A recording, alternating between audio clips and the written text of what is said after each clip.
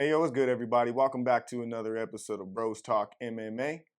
I'm your host, Utica, undeniably the illest cat around, aka Mr. Make This Pick Real Quick. I'm here with my bro host extraordinaire. You know what it is. It's Ray Bucks. It's Chichael Jordan. It's Ray Mysterio Jr. It's Mr. Give Me My Belt. Hand Me My Crown. Yes, indeed. Yes, indeed. We're here to cover the 100th event taking place at the UFC Apex since its inception during the pandemic. We got a welterweight bout headlined by Neil Magny going up against Carlos Prates. Before we get into that real quick, I just want to direct your attention here. This is going to be a graphic showing you our all-time picks and percentages over the course of the year. Me and my brother started this channel at the beginning of the year, started with the first event.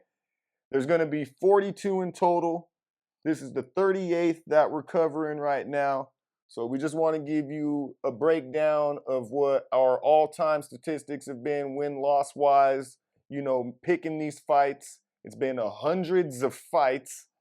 And, like I said, 38 events now, including this one. So, In addition to that, I know I'm about 100 fights up.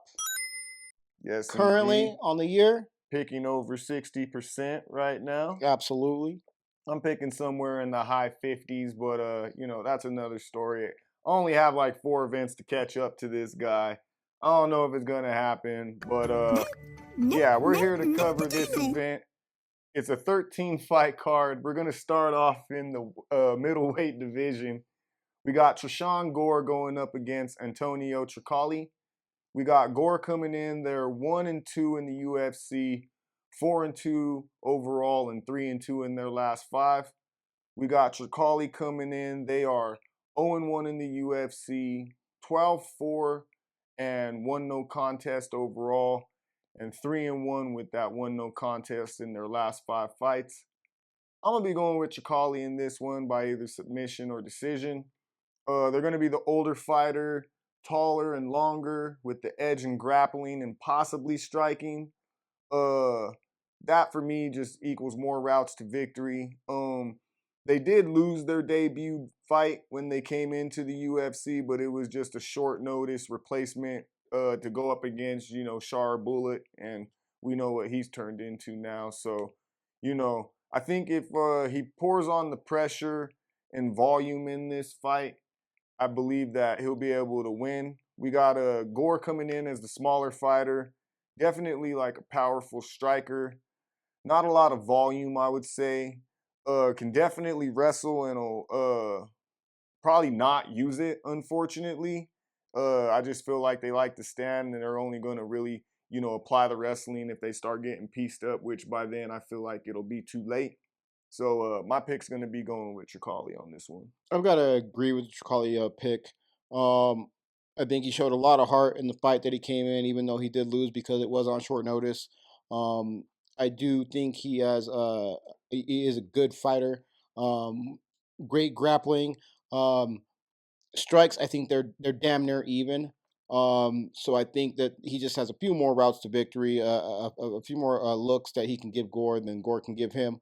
So I got to go with Trocoli as well. All right. Moving on to a bantamweight bout, we have UFC newcomer Cortavious Romious going up against Gaston Bolanos. We got Romious coming in, like I said, making their debut, 9-2 overall and 4-1 in their last 5 fights. We got Bolanos coming in, 1-1 in the UFC, 7-4 overall and 2-3 in their last 5. I'm going to be going with Romious in this fight by either decision or sub. They're going to be the younger and smaller fighter. More just like a shredded, compact build. Well-rounded, but likes to grapple mostly. They have power in their strikes, and they'll use it to throw bombs and, hopefully gain entry for takedowns.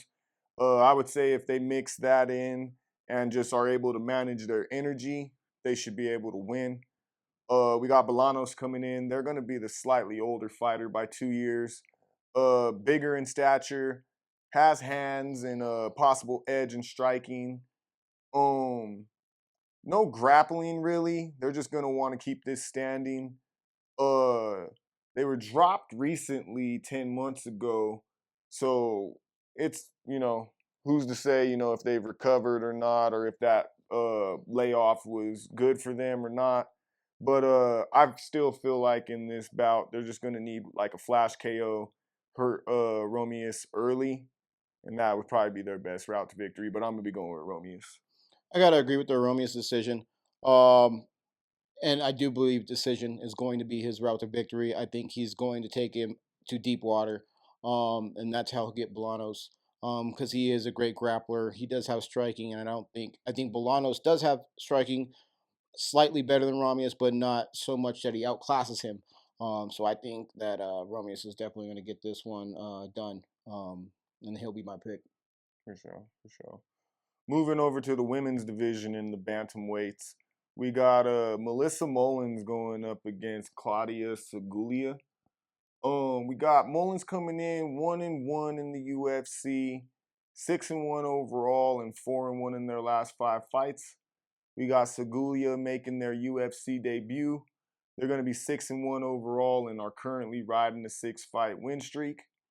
I'm gonna be going with Mullins in this fight by either decision or KO. They're gonna be the older fighter by 8 years.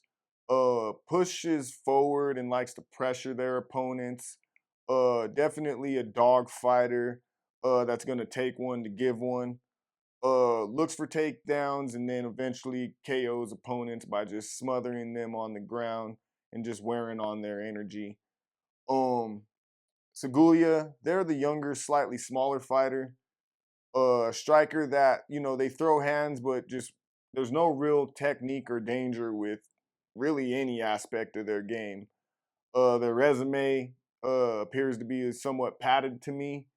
And, they're going to have to outdog Mullins, which is going to be a hefty task. Catch him clean in exchange or something like that. But outside of that, I don't see much routes to victory. So I'm going to be going with Mullins in this one. I'm going to go with Melissa Mullins as well. She has fought UFC caliber women in the 135 class. Sygula has not. Sygula, in my estimation, is more of a the Instagram model than she is a fighter. There's no hate towards that. Again, she is a woman getting into the cage with another. To try to punch another woman in the face. So there's definitely respect there, but I just don't think she's built for this. I think she should maybe choose another route to a payday. So I'll go on with some Mullins on this particular one. All right. Moving over to the men's division, but staying in the bantamweight class, we got Cody Stamann going up against Blackshear. We got Stamann coming in. They're 7-6 with 1 draw in the UFC, 21-7 with that 1 draw overall, and 2-3 in their last 5 fights. We got Blackshear coming in. They are 2-3 with 1 draw in the UFC, 14-7 with that 1 draw overall, and 2-3 in their last 5 fights. I'm gonna be going with Blackshear in this one by either decision or KO. They're gonna be the younger, taller, and longer fighter of the two. Grappling's pretty much their game. I mean, they got striking, but that's not really where the threat is. They're probably just gonna want to get this to the ground as soon as possible because their gas tank can be a little iffy sometimes. So the quicker they get this to the ground and just work on Stamann, because Stamann, although they're the older fighter and the smaller fighter, they got great cardio. So they're more of like a point fighter that looks to wear on your stamina and take you to decision. So I wouldn't say they're too dangerous in any department, but definitely if they're able to get this beyond the 2.5 point of the second round, things could possibly start getting dark.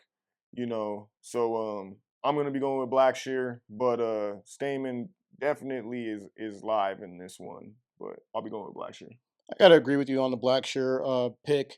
If this is a street fight, I might go with Cody Stamann, but this is not a street fight. This is a cage fight, and at the end of the day, Damon Blackshear is got almost 6 inches of reach or more. on Cody Stamann, and I want to say about 4 to 5 inches on height. So you figure Cody Stamann is literally going to be punching up, which I think negates his punching ability because I do think it's better than Blackshear's. But Blackshear does have the grappling, and if Blackshear just fights a clean fight and just keeps him at distance, he beats Cody Stamann all day. I don't see any reason why he doesn't. I do think this is going to be um, probably a decision fight. I would not bet on the sub, but I think Blackshear definitely has sub capability. But I would just go with a decision fight on this one for Damon Blackshear. All right, moving up to the welterweight division, we got Charles Radtke going up against Matthew Semelsberger. We got Radtke coming in 2-1 in the UFC, 9-4 overall, and 4-1 in their last 5 fights. We got Semelsberger coming in. They are 5-5 in the UFC, 11-7 overall, and 4-1 in their last 5 fights. Are you sure about that? I got Radtke in this one by decision or KO. And let me make a quick. I just want to make sure because I feel like I might have fucked this up real quick. What a dumbass! I actually got that backwards because I'm dyslexic as fuck. Sorry, mate. Semelsberger is 1-4 in their last 5 fights. So let's just get that clear real quick. That sounded really weird even saying it when I made the mistake, but I just, I had to make sure I don't want to lead nobody in the wrong direction, which even further reinforces my pick for Radtke. They're going to be the older fighter and smaller of the two. Pressure fighter that smothers opponents and eventually breaks them or just outlasts them. We'll need to get the grappling going early to gain the advantage over Semelsberger and just, basically wear them out and either finish them, late in the third or eventually, just dominate and win by decision. We got Semelsberger coming in. They're going to be the younger and bigger fighter of the two. Primarily a striker. They have the tools, but for some reason, they just find themselves in situations where they're just not able to get over the hump. They eventually either make a mistake or they fade or just find a way to lose overall. They're going to need to catch Radtke early, with something powerful. Outside of that, I just don't see many routes to victory for them. I'll be going with Radtke on this one. I've got to go with Radtke as well against Matthew Schmegma. Come on, man. Charles Radtke is just, I think, the better fighter. I think he does win by decision KO. I do agree with that. Semelsberger, again, we're talking about a 4-1 fighter in their last 5 fights versus a 1-4 fighter. For me, this is an easy one. He might just have got it added to my parlay. So yeah, I'm definitely going with Radtke on this one. Yeah, not much more to say. Alrighty. Moving on, folks. We have a fight in the middleweight division. We got Mansur Abdul-Malik going up against Dusko Todorovic. We got Malik coming in, making their UFC debut, 6-0 overall. Todorovic coming in 3-4 in the UFC, 12-4 overall, and 2-3 in their last 5 fights. My pick's gonna be with Abdul-Malik. They're gonna win this probably either by KO or decision. They're definitely gonna be the younger and longer fighter of the two. Striker with some grappling, but we'll be looking to keep this on the feet to just find that KO finish. Excuse me. Haven't really got to watch them really, but from everything I see on paper, they look like, they almost like this is kind of a setup fight for them. They're taking on a guy in Todorovic who is older by 3 years, going to be slightly smaller. He has power and can grapple, but he's been out of action for over a year now, especially once the fight comes. He blew out his knee in his last fight. To me, personally, he wasn't like too great to begin with. But now with a long layoff, and bouncing back from an injury. You've seen it in the Albazi fight. That plays a part. It can leave you with a little bit of rust. Not really up to like fight speed. So he's gonna need to mix in some grappling early, I think. And try and wear on Abdul-Malik's energy. Other than that, I just don't see too many routes to victory for him. So I'm going with Abdul-Malik. Abdul-Malik is definitely going to be my pick here. Again, like you said, there's not a lot of video on him. He is a on-paper fighter, but I just have a little bit more belief in him than I do over Todorovic. This isn't one I'm getting into very heavy because again, I just don't know enough about Abdul-Malik. But as I said, on paper, doing the research, Malik's my guy, so I've got to go with him.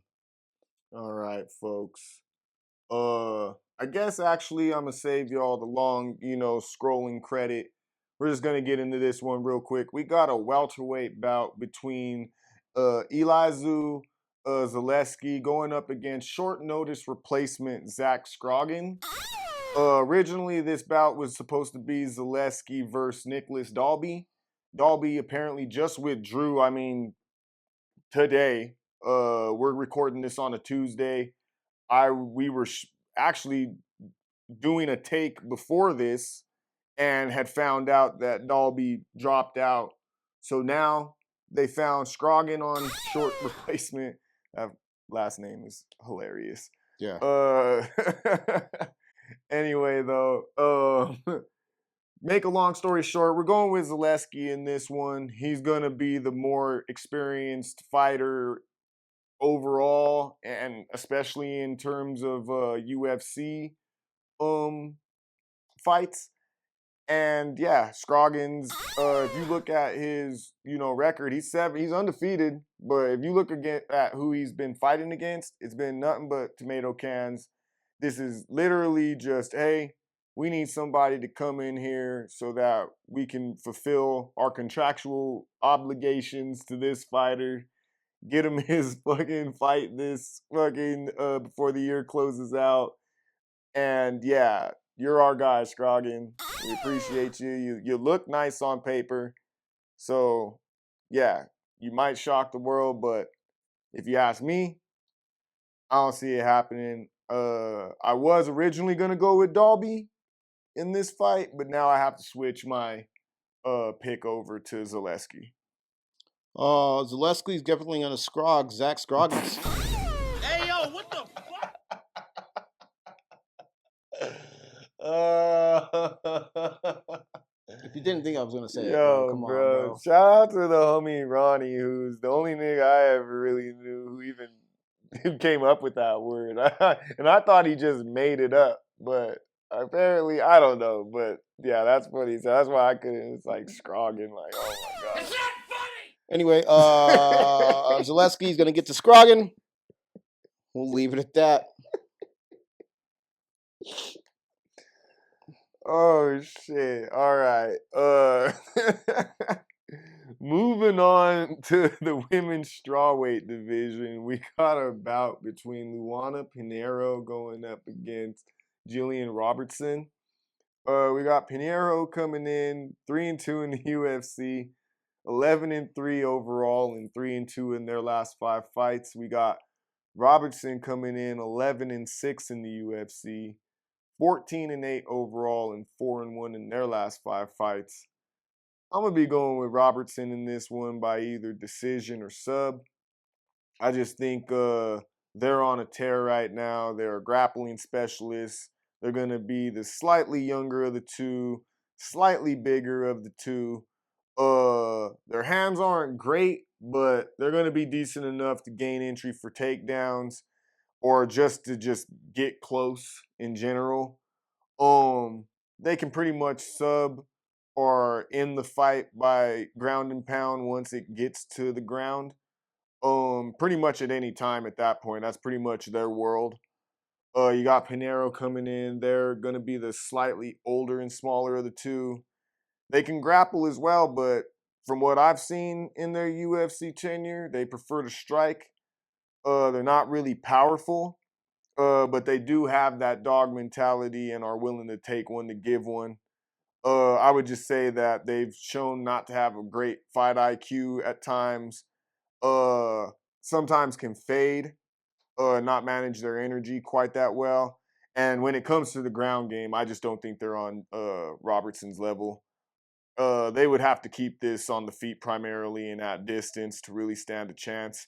And I just don't see that happening. I'm going with Robertson. Gillian Robertson's got to be my pick. She is the ground specialist. She can get her tapped at any point on the ground. That's where she's going to be comfortable. I don't think that her striking ability is that far below Pinheiro, but if Pinheiro wants to win, as you said, she does need to keep it standing. So I hope she's been practicing sprawling. If she has not, Gillian Robertson will beat her ass. Real shit, though. I mean, real shit. Moving on to a car. I'm sorry. What the hell was that? Moving on to another fight in the middleweight division. We got Gerald Meerschaert going up against Reinier de Ridder. We got Meerschaert coming in there 12-9 in the UFC, 37-17 overall, and 4-1 in their last 5 fights. We got de Ridder coming in. They're making their UFC debut, coming over from one championship. They're 17-2 overall and 3-2 in their last 5 fights. I'm gonna be going with Meerschaert in this one by either submission or KO. They're gonna be the slightly older fighter by 2 years. A little bit smaller of the two. They're the grappling specialists for sure. No real striking, kind of slow, and got a bad gas tank. And you would think, with me saying that why would I be picking them? I just feel like they always find a way to win. Like and particularly, they usually find it when fools got him in trouble. Excuse me. Just when they think, they got him, finished, or, he's on his back, or, they're trying to land strikes from the top or do whatever they're trying to do, boom, sunk in the fucking submission. Most recently, with their last fight, they were getting pieced up by Edmund Shabazian, and then, Shabazian, who's notorious for bad cardio, gassed out trying to finish him. And, Meerschaert was able to weather the storm, and then boom, locked him in, and it was a wrap. And that was like a 20-something-year-old, kid that he got. So he's got de Ridder coming in. He's going to be, younger only by 2 years. I believe it's like 36 and 34 years old or something like that, or 34 and 32. He's going to be the bigger of the two for sure. He's basically a grappling specialist as well. And he actually, I would say, has the better hands of the two. But making their debut and, coming over against Meerschaert, who's only, really just been fighting UFC competition now for who knows how long.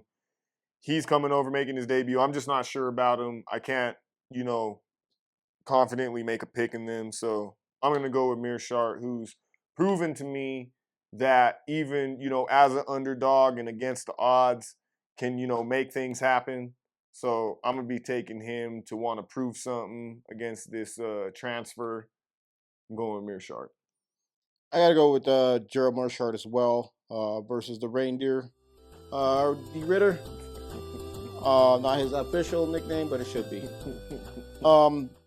De Ridder is going to be the bigger fighter, but de Ridder is coming down from 205 to fight at 185. I didn't even think about that part. So we're talking about a 20-pound drop. Didn't work for Machado this last card. He came down from heavyweight to 205, and although he looked good, he still just you're gonna lose power. That much better. You're always gonna lose power. In my opinion, I think de Ridder's hands are gonna do have the more power in them at 205. I don't know if that transfers down to 185. Gerald Meerschaert has only been fighting UFC competition. I think Gerald Meerschaert has been under the lights.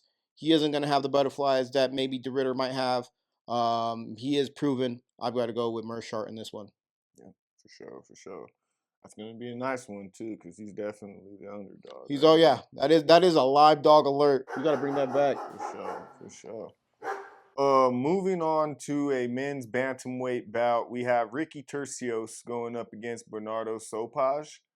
We got Turcios coming in. They are 2-2 in the UFC, 12-4 overall, and 3-2 in their last 5 fights. We got Sopaj coming in. They are 0-1 in the UFC, 11-3 overall, and 3-2 in their last 5 fights. I'm gonna be going with Turcios in this one by either KO or decision. They're going to be the older fighter by 7 years, slightly bigger of the two, but they're mainly a volume and point striker. They apply a high pace, got great cardio. They're going to need to keep this fight at distance and avoid Sopaj's power, though. I would say if they're able to get ahead on points early and then just, like I said, just kind of get on their bike, dip and dodge, kind of take Sopaj into them late rounds and just wear on his energy. I could see them either getting a 3rd round stoppage or a decision win. Sopaj is going to be the younger, slightly smaller fighter of the two. They're going to definitely have the edge and power. Their gas tank, though, is really just what, is going to be going against them. It was exposed in their last fight. With a fight that they were winning, and then in the 3rd round, they just, lost steam. Oliveira catches him with some leg kicks and then eventually ends him with a flying knee. He's going to need to hurt Turcios early, clip him and just avoid this getting into those late rounds. I'm going to be going with Turcios, though. I think that he can outlast Sopaj. I've got to disagree. I've got to go with Sopaj. I think Sopaj does have the power. I think, yes, his gas tank has been exposed a little bit in his last fight. But I do think that last flying knee that he got from Oliveira was more of a flash KO, something that maybe wasn't expected. I get it. But I do believe also that Sopaj came in at like last minute on that particular fight. I don't think that was a fight that he had. I think it could have been something like that. So I think Sopaj needs another chance. I believe in him versus Ricky Turcios. I wouldn't, again, this isn't like, oh yeah, I'm dropping all the money on this particular fight, but I do think Sopaj can get it done. Okay. All right, moving on to a women's strawweight bout. We got Karolina Kowalkiewicz going up against Denise Gomes. We got Kowalkiewicz coming in 9-8 in the UFC, 16-8 overall, and 4-1 in their last 5 fights. We got Gomes coming in. They are 3-2 in the UFC, 9-3 overall, and 3-2 in their last 5 fights. I'm gonna be going with Gomes in this one by either KO or decision. They're gonna be the younger, slightly smaller fighter of the two. Definitely the more powerful striker. No real grappling, but definitely has shown that they got good takedown defense. They can get behind in fights sometimes because they're a power striker looking for like that really good, counter or, just something that'll lay their opponent down rather than, point fighting or putting on any volume. But yeah, I would say that they would have to apply the pressure to Kowalkiewicz quickly, to just, trap them, against the fence and then eventually just knock their ass out. That's just really how I see it. They're getting better, with every fight. So we got Kowalkiewicz coming in. They're going to be the older fighter by 15 years. Slightly bigger of the two. A decision fighter with no power really, but lots of experience. They've fought the best of the best in the division. They're a fucking dog fighter. Somewhat durable, I would say. I've seen them take a beating in certain fights. And I would say that given their age and their tenure in the UFC, they've done really well against like the middle of the division. But I could see Gomes, kind of elevating a little bit, above that. I don't necessarily see them being a title contender, but I can see them, possibly floating outside or getting into that top 15. But yeah, if in order for Cole Kawich to win this, really, they're gonna have to outlast and or hurt Gomes early with something, or get some flash submission. But in order to do that, they have to avoid the power. Like they have to make this a dirty fight, get Gomes off their game, and find something in there to end this fight, or gas them out and take it to decision. That's really their only route to victory. I just don't see it happening, though. I think they're gonna get knocked the fuck out by Gomes. You got knocked the fuck out, man! Yeah, I definitely got to go with Gomes. Good job on giving Carolina her flowers. I'll be sure to send those to her parents after she dies in the ring against Gomes due to a knockout. Gomes is just a better fighter. Let's just be honest. Carolina has been in the UFC for a long time, but again, she's the 15-year-old fighter. If that doesn't say enough, I mean, I guess I could explain some other attributes, but Gomes is going to win. I think we can move on to the next fight. For sure. Moving on to the co-main event of the evening.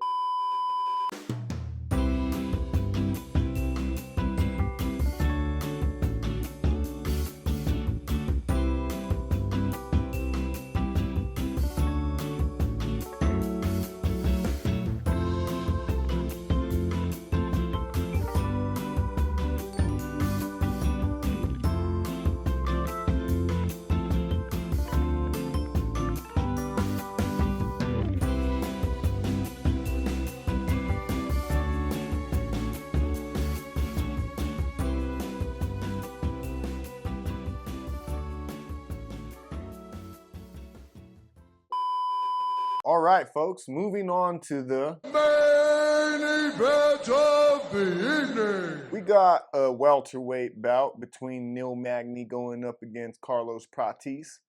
We got Magny coming in. They are 22-11 in the UFC, 29-12 overall, and 2-3 in their last 5 fights. Like, every time I say this fool's record in the UFC, this fool's fought me 33 times. Mm-hmm. Like, that's ill. Wait, he's fought in the UFC 33 times? Yeah, just in the UFC alone, bro. Wow, that's pretty crazy. That's what I'm saying. I'm like, that's wild. He is a journeyman.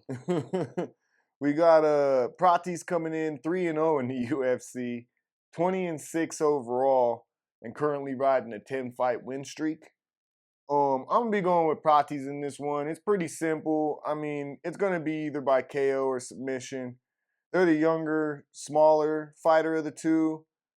They got the edge in striking clearly. Pretty much can KO anybody. They got that sniper type style. The cardio is really the only thing that's in question for me, only because I've never really had to see them utilize it. So I guess if you're gonna, raise any concerns, it would be that, because if you do let Magny stick around, he has no problem fucking fighting 5, 10, 15, 20 rounds, and will gladly take you into deep water if you let him stick around. Magny, he's gonna be the older fighter by 6 years, taller and longer of the two, but primarily just a volume point striker that can grapple. But he likes to stand primarily, and he has great cardio and uses it to outlast his opponents, break them down, and either find the finish somewhere late, in the 3rd round, or in this case, the 4th and 5th round, and or just break them and dominate, and take things home with, a point victory, whether he gets out ahead of you or if he's able to take over later on in the fight because you fucked around and let him stick around. He's gonna have to get Prates up against the cage, mix in some grappling, and just close the distance. Don't ever really give him that distance. Get it to the ground if possible, and that would be his best route to victory. But I don't see it happening before he ends up getting fucking starched by Prates, and that's my pick is Prates. I've got to agree with the Prates pick. Neil Magny is no slouch. Neil Magny has been sitting right there as the gatekeeper to the 170 division for quite a while. And if you're not ready, he's going to expose you for not being ready. I think Prates is ready. Yeah. All of Tapology thinks he's ready. I don't know of anybody who is picking Magny. Magny is a great fighter. He does have a super high fight IQ. He can take fighters into that deep water. And if I see a Carlos Prates in the 4th or the 5th round, I might start making some other bets.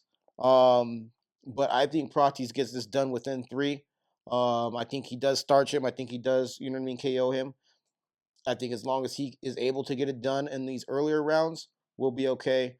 But like I said, when it starts getting into the 4th round and into the 5th round, you may start wanting to figure out what's going on in that DraftKings account so you can possibly try to get your money back somehow. Yeah, this shit hits the 3rd round. It's gonna be kind of scary. Yeah, for sure. But yeah, Carlos Prates for the win to end the card. All right. Well, folks, that ends our predictions and picks portions of the show. Parlay God. You got any parlays? I do have some parlays actually. Okay. I'm going to go with Prates as my number 1. Gomes is my number 2. Robertson is my number 3. Zaleski, what is his name? Yeah, Zaleski. Zaleski as my number 4.